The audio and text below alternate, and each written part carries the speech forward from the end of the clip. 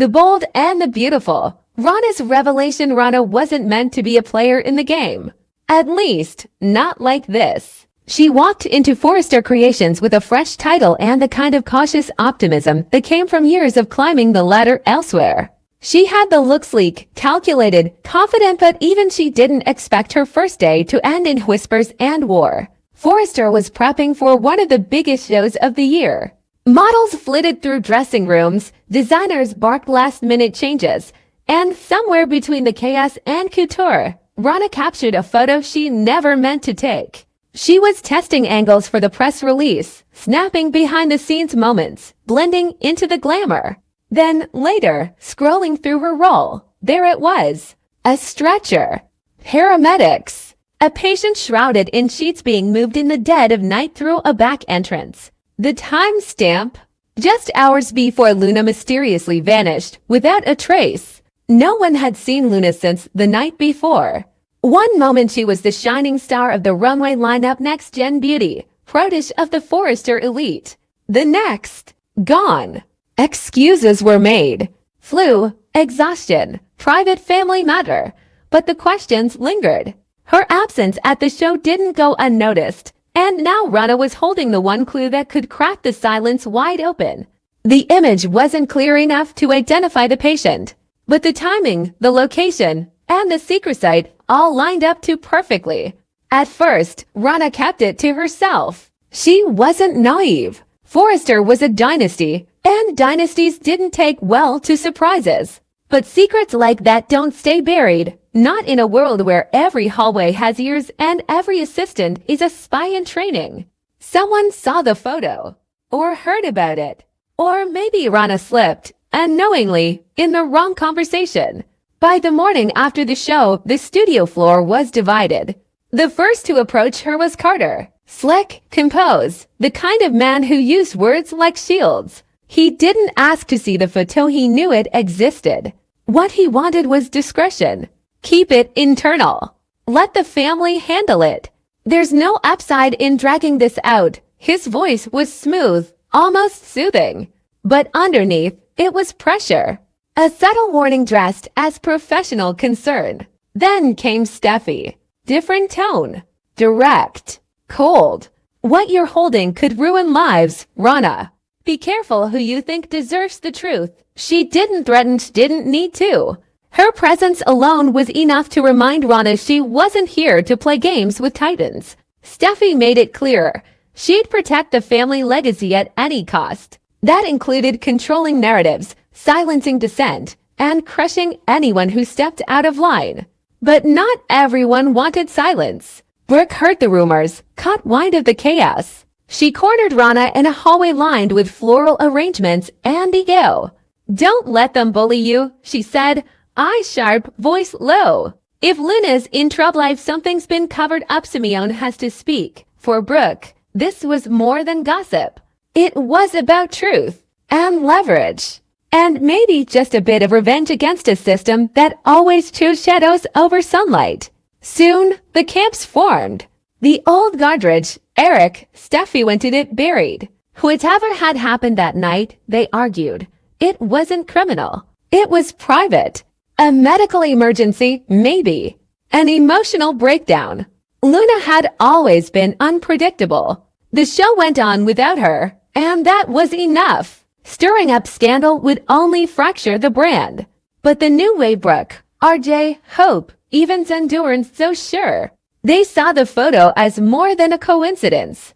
RJ especially was shaken. He and Luna had grown close to close. Some whispered in the idea that she had suffered in silence, that something had been done to her, twisted his stomach into knots. Rana stood in the middle of it all. She had no alliances, no family ties, just a job, a phone, and the knowledge that one image had the power to implode everything.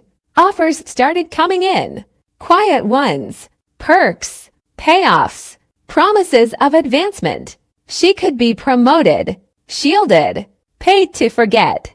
Or if she played it right, could become indispensable. And then came the darker suggestions. An anonymous envelope arrived at her desk. No name, no note, Just a printed copy of her lease agreement and a photo of her brother leaving school. A message, unspoken but clear. You talk, and we take something from you. It wasn't just about careers anymore.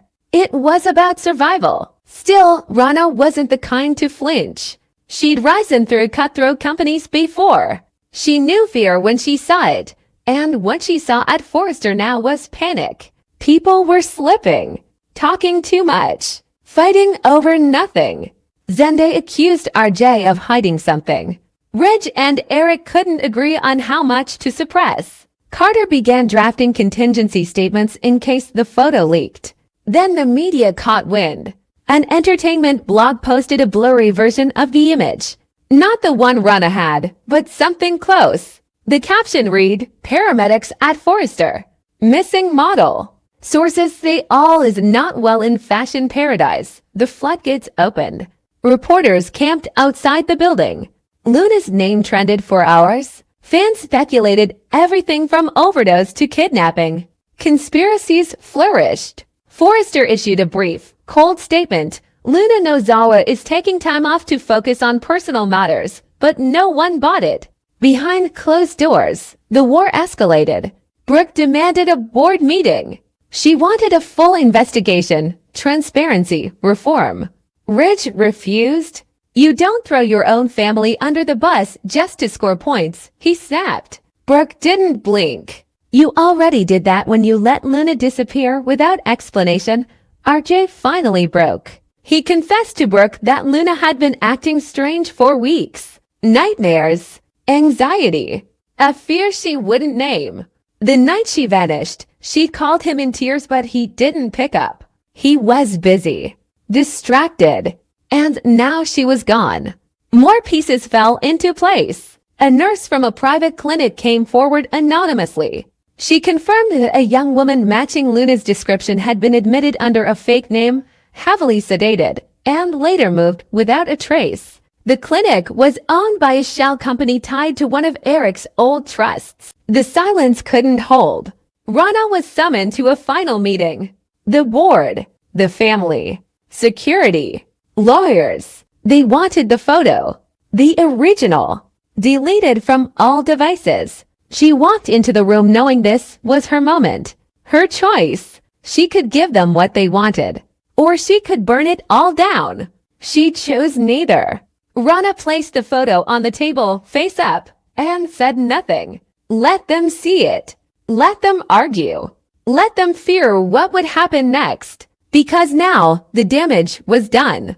The image was out there. The truth, whatever it was, had slipped past their control. Forrester was no longer just about silk and stardust. It was about power, secrets, and the cost of silence. Luna's fate remained unclear, but one thing was certain: Rana wasn't just a new hire anymore. She was the fulcrum, the witness, the wild card. And in a house built on beautiful lies, sometimes the ugliest truths are the ones that bring everything crashing down. The bold and the beautiful. Fracture Point Thomas had had enough. For years, he watched the same story play out like a tired script, torn between Brooke and Taylor, the endless pendulum swinging with emotional whiplash. Promises made, promises broken, tears, reconciliations, betrayal, rinse, repeat. He stayed silent. He swallowed frustration. He tried to believe that stability would come, but it didn't. And when the triangle reignited yet again, dragging the entire family into another wave of manipulations and public scandal, something snapped. Thomas confronted Brooke first, not with subtlety, not with grace, but with the raw anger of a man who had buried too much for too long. He blamed her not just for the years of drama, but for the instability that had poisoned his father, the company, and their home. "You're a parasite," he said, voice shaking. "You say you love him, but all you ever do is tear him apart." The words hit like gunfire in a house of glass. Brooke didn't back down. She was never one to cower, especially not from Thomas. She fired back, accusing him of manipulation, of weaponizing guilt, of playing the victim while rewriting history. "You're no saint, Thomas," she spat. You destroyed your own life more times than I can count, and you want to blame me for your father's choices? The argument escalated. Voices raised. Doors slammed. And then came the threat. Thomas told Ridge he was done.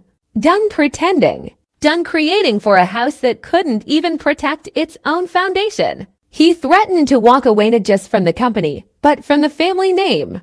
And this time, it wasn't an empty threat. Thomas's departure would create a massive hole in Forrester's design department. He was a cornerstone. His collections had revitalized the brand more than once. Losing him would mean scrambling to salvage creative timelines, rebuilding team structures, and facing a media storm. Ridge tried to mediate to calm his son, but his attempts only made things worse. Thomas saw right through him.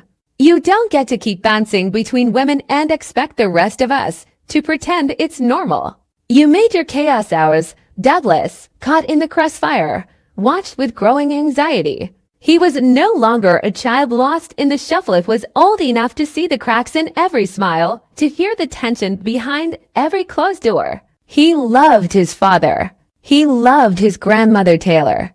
But he also cared for Brooke, the woman who had tried to offer stability when everything else fell apart. And more than anything, he loved Pete, only constant in his world. But even she wasn't safe from the fallout. Hope stood in the middle of the storm, pulled in every direction. Her mother was wounded, trying to defend herself in the face of Thomas's rage. Her son was hurting, afraid of losing his father again. And Carter, her fiancé, steady, loyal, was watching the woman he loved fracture under pressure that wasn't even his. Hope had tried to keep everything balanced for so long. She tried to be the bridge, the peacemaker, the adult in the room. But the weight was too much. The expectations were impossible. As Thomas threatened to walk, investors began asking questions. Whispers of instability leaked into the industry. Was Forrester falling apart? Could they deliver their next collection? What about the rumored schism in the leadership? The stakes weren't just emotional, they were financial. Then came the ultimatum. Thomas made it clear. I'm leaving unless the company draws a line. No more personal entanglements in the boardroom. No more Brooke poisoning this family. He didn't care how it sounded. He didn't care if it looked unhinged. He was done with diplomacy. Done with pretending the toxic cycle didn't affect the business. If she's here, I'm not. Hope was forced into a corner. If she defended her mother, she risked losing Thomas. And not just as a designer. As Douglas's father, as a co-parent, as the man she had once made still loved. But if she stood with Thomas, she betrayed Brooke, betrayed Carter, betrayed her own sense of loyalty. The pressure mounted until the walls began to crack. Carter, watching it all unfold, tried to hold the line. He reminded Hope of their future, their plans, their wedding. But even he began to question where her heart truly was. Hope tried to call a meeting.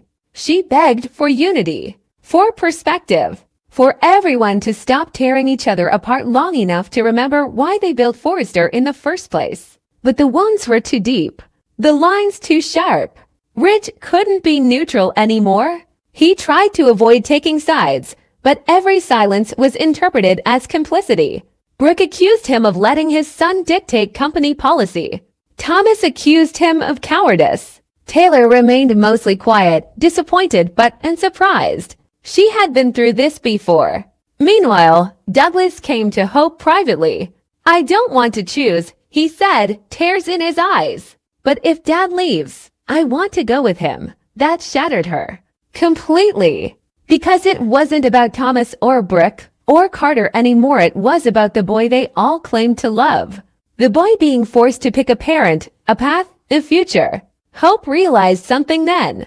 There was no compromise. No elegant solution. She had to choose. For real. For good. The next board meeting was a disaster. Tension boiled over. Thomas officially resigned. He was calm, firm, resolute. No theatrics. Just a simple statement, I'm done. The silence afterward was deafening. Ridge tried to plead, to reason. But Thomas was already walking away. Hope followed him out into the hallway. What passed between them wasn't heard, but later that night, Carter found her sitting alone, the engagement ring in her hand, no longer on her finger. She didn't say anything. She didn't have to. Carter knew. The fallout was immediate.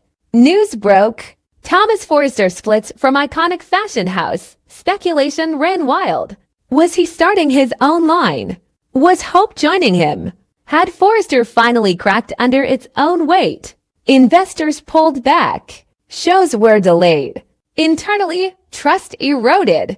Teams splintered. Brooke tried to rally, but her energy was spent. Hope's decision felt like betrayal.